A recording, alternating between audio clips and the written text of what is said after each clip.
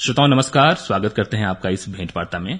मैं हूं आज आपके साथ दीपक निषाद और कोरोना वॉरियर्स सीरीज के अंतर्गत हम लगातार भेंट वार्ताओं का प्रसारण अपने श्रोताओं की जानकारी के लिए, जागरूकता के लिए कर रहे हैं।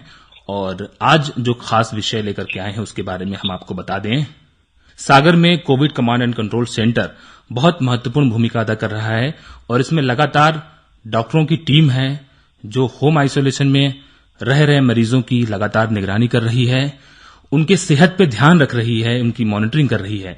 तो ऐसे ही एक डॉक्टर प्रकृति दांगी, जो पिछले दोनों कोरोना काल को अगर हम मिला लें, कोरोना 1.0 और कोरोना 2.0, उसमें 10 माह तक की जो सेवा दे चुकी हैं, बहुत अनुभव है इनको, वो हमारे साथ आज जुड़ी हुई हैं। Doctor Prakriti Dangi Ayush medical officer हैं आप और रजाखेड़ी मकरोनिया में पदस्थ हैं। आपका हम बहुत बहुत स्वागत करते हैं हमसे जुड़ने के लिए। सभी को नमस्कार।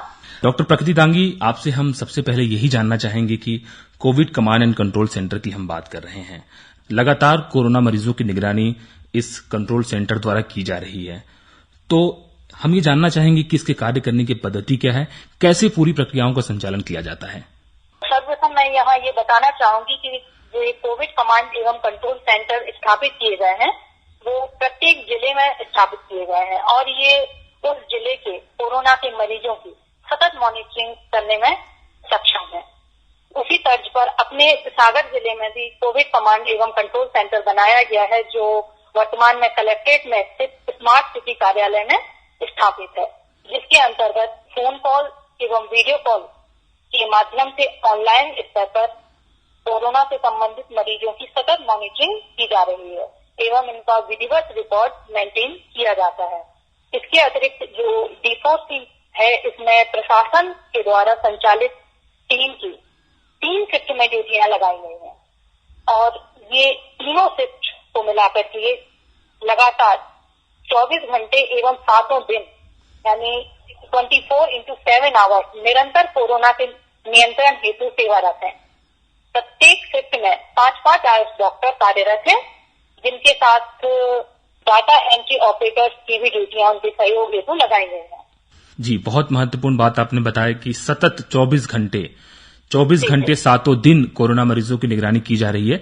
आपसे डॉक्टर प्रकृति दांगी यहाँ हम समझना चाहेंगे कि आप मरीजों की निगरानी की बात कर रही हैं, तो यहाँ पे खासकर उन मरीजों की बात हो रही है जो होम आइसोलेशन में रहते हैं।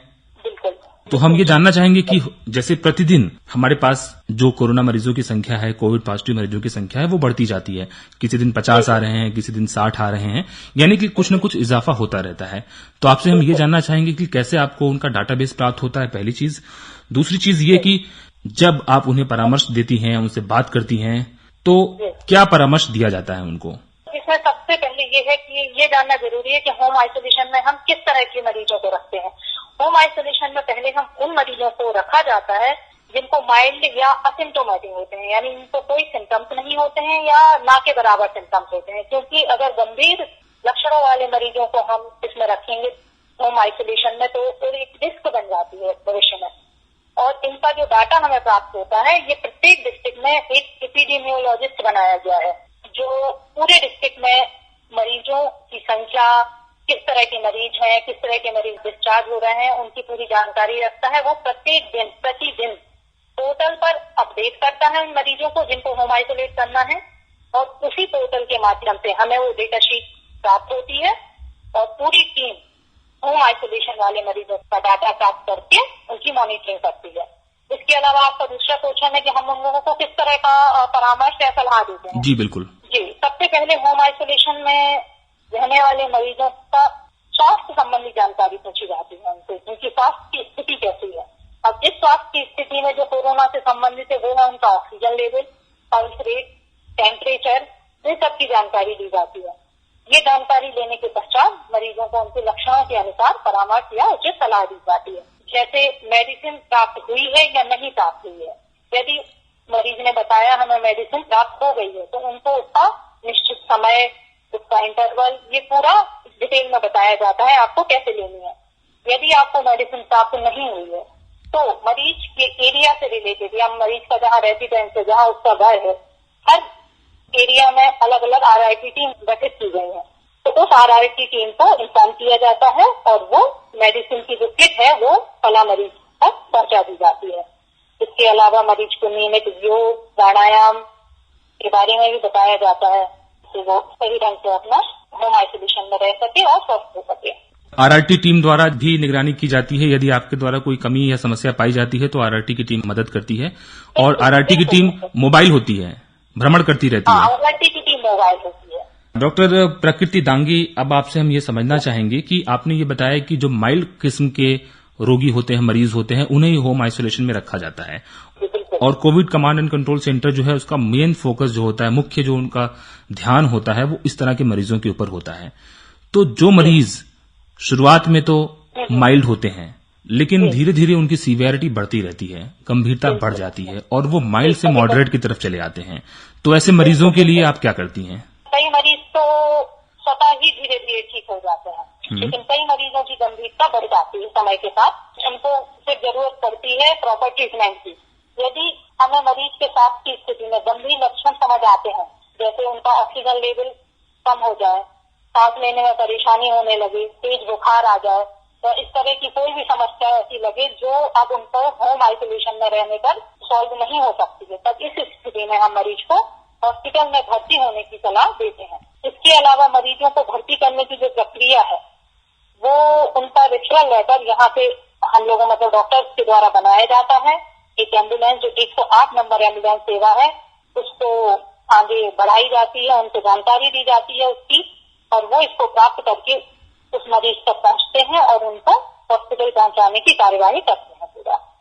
जी, यानी कि ये Covid command and control centre की तरफ से भी व्यवस्था है। यदि व्यक्ति होम आइसोलेशन में यदि उसकी तबीयत खराब होती है तो ये सरकारी तौर पे भी उसको हॉस्पिटलाइज यानी हॉस्पिटल में, अस्पताल में भर्ती करने की व्यवस्था की जाती है। बिल्कुल की जाती है। अच्छा, यहाँ पे आपसे हम ये समझना चाहेंगे कि आपने बताया कि आप लोग 24 घंटे डॉक्टर्स की टीम होती है जो मरीजों के संपर्क में होती है। दिन भर में कम से कम कितनी बार एक मरीज को कॉल किया जाता है? जो हम लोग कॉल करते हैं वो मॉर्निंग, इवनिंग 2 शिफ्ट बनाई गई है। तो मॉर्निंग में अलग से कॉल किया जाता है और इवनिंग में अलग से कॉल किया जाता है, यानी दिन में मरीजों से 2 बार जानकारी ली जाती है उनके स्वास्थ्य की। और इसके अलावा यदि मरीज को लगता है तो वो भी कॉल कर सकते हैं, यानी जो D4 की टीम है उसके द्वारा मरीजों से संपर्क तो किया ही जाता है। इसके अलावा मरीजों को यदि कोई दिक्कत होती है, कोई परेशानी होती है तो वो भी 24 घंटे में कभी भी संपर्क पर परामर्श ले सकते हैं। मरीजों की सुविधा के लिए हम चाहेंगे कि हमारे प्लेटफॉर्म से भी, हमारे मंच से भी अगर आप उस नंबर को दोहरा दें और सुन रहे हो तो उसका लाभ ले सकते हैं हमारे श्रोता। बिल्कुल बिल्कुल। सागर की कोड लगानी 07582 के बाद इसका 242, 802, 801, ये कई नंबर है, 803, 804, इसके बाद एक नंबर 1075 भी है जो प्रत्येक व्यक्ति को कोरोना से संबंधित जानकारी की सही सलाह देता है। बहुत महत्वपूर्ण जानकारी आपने दी और बहुत महत्वपूर्ण नंबर है। हमें पूरी उम्मीद है कि हमारे श्रोता जो तमाम इस कार्यक्रम को सुन रहे हैं उन्होंने इस नंबर को नोट कर लिया होगा और किसी भी आपात स्थिति में वो Covid command and control centre में फोन करके, सागर में फोन करके वो अपने स्वास्थ्य संबंधी समस्या की जानकारी प्राप्त कर सकते हैं यदि वो होम आइसोलेशन में है तो। डॉक्टर प्रकृति दांगी, आपसे हम आखिरी में इस चर्चा के जानना चाहेंगे और समझना चाहेंगे कि कोरोना के जो मरीज होते हैं बहुत हद तक वो शारीरिक रूप से परेशान होते ही हैं, लेकिन आइसोलेशन जैसा ये शब्द ही जुड़ा हुआ है। आइसोलेशन में व्यक्ति जो है अपने परिवार से भी कट जाता है, बहुत हद तक अलग थलग भी रहता है और कई बार भावनात्मक और मानसिक कटाव भी वो महसूस करने लगता है। तो आप लोग जब मरीजों से बात करती हैं तो सिर्फ उसके फिजिकल पैरामीटर्स होते हैं, ऑक्सीजन सैचुरेशन क्या है, या आप सिर्फ इसी के बारे में जानकारी लेती हैं कि व्यक्ति को मानसिक रूप से भी यदि किसी सहयोग की, संबल की आवश्यकता है तो आप लोग उनका मनोबल भी बढ़ाती हैं?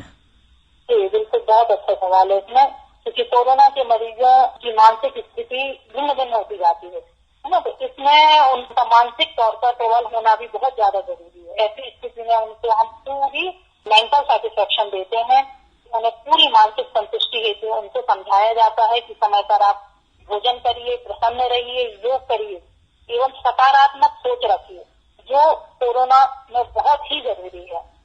डॉक्टर्स की टीम आपके लगातार आपके साथ है और इस बीमारी का एक टाइम ड्यूरेशन जब हो जाता है, एक फिक्स टाइम ड्यूरेशन होता है, यदि मरीज को कोई गंभीर सिम्टम्स ना आए तो जिसके पूर्ण होते ही आप स्वतः ही ठीक हो जाते हैं मरीज, जो उनको ठीक होने में बहुत हद तक लाभ भी पहुंचाते हैं। तो यहाँ से D4C से बराबर मॉनिटरिंग उनकी मानसिक स्थिति को देखते हुए उनका फैसला बढ़ाया जाता है। ये भी बताया जाता है कि आप पूर्ण रूप से सही हो जाएंगे, हो रहे हैं ना, आप एकदम स्वस्थ हो चुके हैं। जी। निश्चित रूप से ये समझना और जब ये मनोबल और ये सांत्वना, ये प्रोत्साहन आपको कहीं और से मिलता है, खासकर डॉक्टर के टेबल से मिलता है, डॉक्टर के मुख से मिलता है कि आप सही हो रहे हैं, सही हो जाएंगे, तो निश्चित रूप से इस बात का काफी भरोसा एक मरीज के मन में होता है और बहुत हद तक इसका रिस्पांस भी उनके स्वस्थ होने में दिखता है। डॉक्टर प्रकृति दांगी, आखिरी में बस आपसे हम जानना चाहेंगे कि कितने समय तक आप कोविड मरीजों की निगरानी करती हैं, और चूंकि आप पिछले कोरोना काल में भी और इस कोरोना काल में भी लगातार इस तरह की सेवाएं दे रही हैं टेलीफोन के माध्यम से, तो कोई खास अनुभव जो हमारे श्रोताओं के साथ आप शेयर करना चाहें? होम आइसोलेशन में जो हम मरीजों की मॉनिटरिंग करते हैं वो मेनली 14 दिनों तक जो एक प्रोटोकॉल है उसके तहत हम लोग को 14 दिनों तक मॉनिटरिंग करनी होती है। और इसमें 2 तरह के मरीजों की मॉनिटरिंग की जाती है। एक ऐसे होम आइसोलेशन वाले मरीज जिन्हें शुरुआत से कोई भी लक्षण नहीं आए या जो शुरू से ही, प्रारंभ से ही होम आइसोलेशन में ही रहे हैं। तो दूसरे उस तरह के मरीज जो शुरुआत में तो हॉस्पिटल में उन्होंने अपना ट्रीटमेंट कराया, फिर वो रिकवर होकर के घर आए हैं और उसके बाद घर पर उनको 14 दिन तक मॉनिटरिंग की जाती है उनकी। तो कुल मिला के दोनों ही तरह के मरीजों की हम लोग 14 दिन तक कंटिन्यू मॉनिटरिंग करते हैं। चुनौती और कठिनाई तो जरूर कभी कभी बन जाती है हालांकि, लेकिन उससे हम लोगों ने बड़े समझदारी से उसका सामना भी किया है। इस कंडीशन में हम लोग को मोटिवेशन में की ज्यादा जरूरत पड़ती है मरीज को। बहुत अच्छे तरीके से आपने बताया कि चुनौतियां, समस्याएं बहुत आती हैं, लेकिन आप लोग अपनी सूझबूझ और अपनी समझदारी से उस पर काबू पा लेती हैं। Doctor Prakriti Dangi, Ayush medical officer Rajakheda Makronia से आप हमारे साथ जुड़ी और covid command and control centre Sagar के द्वारा होम आइसोलेशन में रह रहे मरीजों के लिए किस तरह की व्यवस्थाएं, सुविधाएं प्रदान की जा रही हैं, आपने बहुत विस्तार से जानकारी दी। बहुत बहुत शुक्रिया अदा करना चाहते हैं आपका कि आप हमसे जुड़ी। धन्यवाद।